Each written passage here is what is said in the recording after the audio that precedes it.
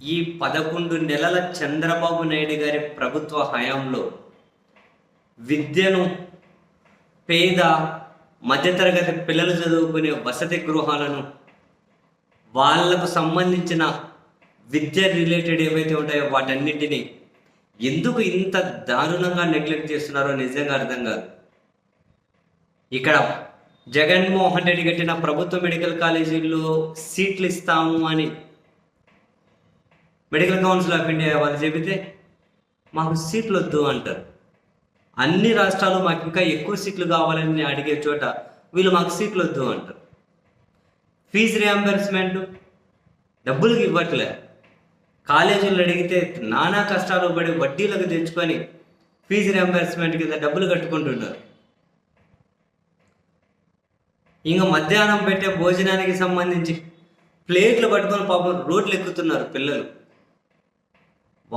వీళ్ళు చెప్పడం ఎందుకు? సాక్షాత్తు చంద్రబాబు నాయుడు గారి సొంత పత్రిక, వాళ్ళ రాజగురు పత్రిక రాసుకుంటూ వచ్చింది కదా, వాళ్ళే రాశారు. ఇక వాళ్ళుగానే కొన్ని ఆపుకోలేక రాసినట్టున్నారు. ఇంక ఎన్నెన్ని దాచిపెడతామని వాళ్ళు రాసుకుంటూ వచ్చిన దాని ప్రకారం బీసీ వసతి గృహాల్లో ఆకలి కేకలంట. పాపం అక్కడ అర్ధాకలితో పడుకుంటున్నారట. ఎవరైనా కనుక సాయం చేసే వాళ్ళు ఉంటే ఏదో ఇంత తింటున్నారట.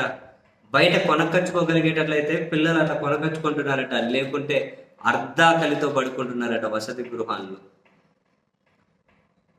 వీళ్ళు వచ్చినప్పటి నుంచి అసలు వసతి గృహాలు బిల్లులే ఇవ్వట్లేదట, తిండి పెట్టట్లేదట వసతి గృహాల్లో. ఆకలి కేకలు. బీసీ వసతి గృహాలు పేదోళ్ళు చదువుకునేవి, తిండి పెట్టట్లేదట. మామూలుగా అయితే పొద్దున పాలు ఇవ్వాలి, బ్రేక్ఫాస్ట్లో కోడిగుడ్డు ఉండాలి, రోజు కర్రీ, పూరీలు, చపాతీలు రకరకాలు ఉండాలి. ఆ విధమైన మెనూ ఉంటుంది వాళ్ళు.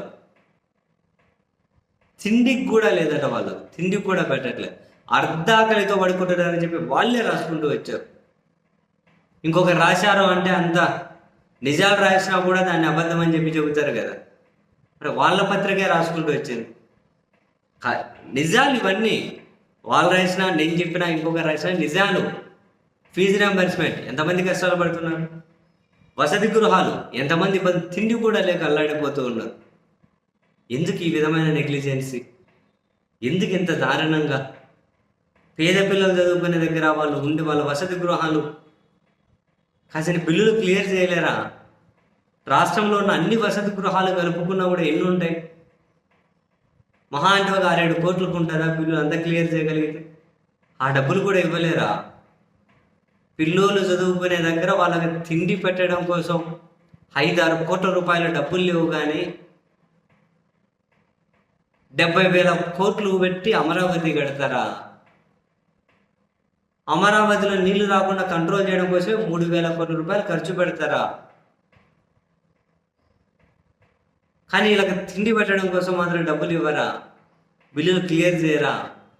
ఆ పేద పిల్లలు తినడానికి తిండి లేక ఇక ఆ వసతి గృహాలు కానీ ఎందుకని వాళ్ళ ఇళ్లలో తెచ్చుకెళ్తే అవి కానీ మూసేయండి. మరి ఏం చేస్తారు? అవి కానీ మూసేయండి, ఏం చేసేది ఉంది కానీ. దారుణం. ఎంత ఇంపాక్ట్ చూపెడుతుంది వాళ్ళ మీద, మనసు మీద తిండికి కానీ లేకుండా పడుకుంటే.